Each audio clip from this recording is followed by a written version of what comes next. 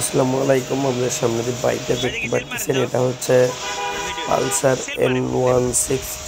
তো এই বাইকের যে প্রবলেম, এই বাইকটা হচ্ছে টাঙ্কির ভিতর দীর্ঘদিন থাকার কারণে টাঙ্কির ভিতর পানি আছে। তো গাড়ি স্টার্ট নিলেই কিন্তু এই যে পিক আপ ছেড়ে দেয়, এমনকি বন্ধ হয়ে যায়, এমনকি পিক আপও নেয় না।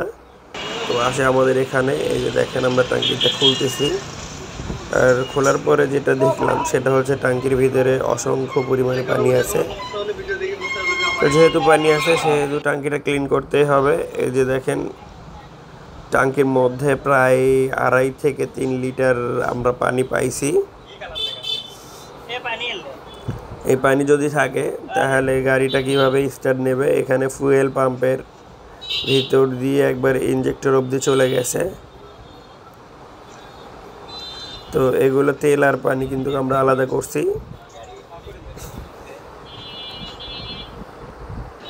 এবার আমরা যেটা করব সেটা হচ্ছে গাড়ির যে ফুয়েল পাম্প আছে বা ফিল্টার, এগুলো আমরা ক্লিন করবো। এই যে দেখেন ফুয়েল পাম্পের যে ফিল্টারের মধ্যে কিন্তু একদম পুরোটাই পানি।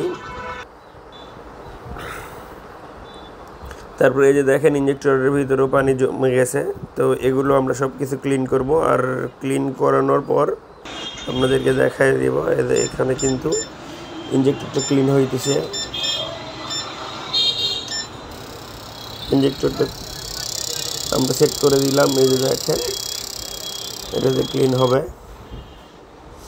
আর এটা হচ্ছে থ্রোটল বডি। দেখেন থ্রোটল বডির ভিতরেও ময়লা আছে, কারণ যেহেতু পানি ঢুকছে আর থ্রোটল বডি ক্লিন করাইতে হবে। থ্রোটল বডি কখনোই ক্লিন করাই নাই। তো দেখেন এত পরিমাণ ময়লা জমে আছে।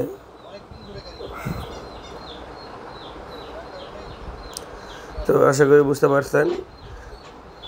এই যে দেখেন এটা হচ্ছে ম্যাপ সেন্সর, এর ভিতরেও পানি জমে আছে। তাহলে গাড়ির পিক আপটা কীভাবে নিবে। তো যাই হোক, আমরা থ্রোটল বডিটা ক্লিন করছি, আর ক্লিন করার পর এই জায়গাটা এখনও ভালোভাবে ক্লিন হয়নি। এটা হচ্ছে আইএসসি ভ্যালভের জায়গা। তো এটা আবার আমরা ক্লিন করাবো।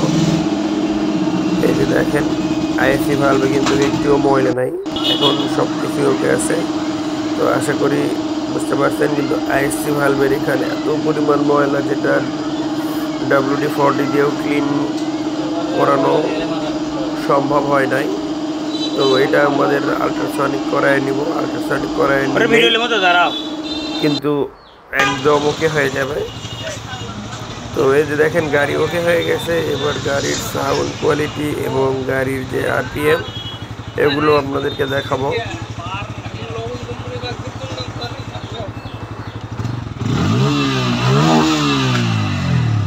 আমাদের ভিডিওটা যদি ভালো লাগে অবশ্যই আমাদের পেজ বা ইউটিউব চ্যানেলে একটি করে কমেন্টের মাধ্যমে আপনারা জানাবেন। ধন্যবাদ।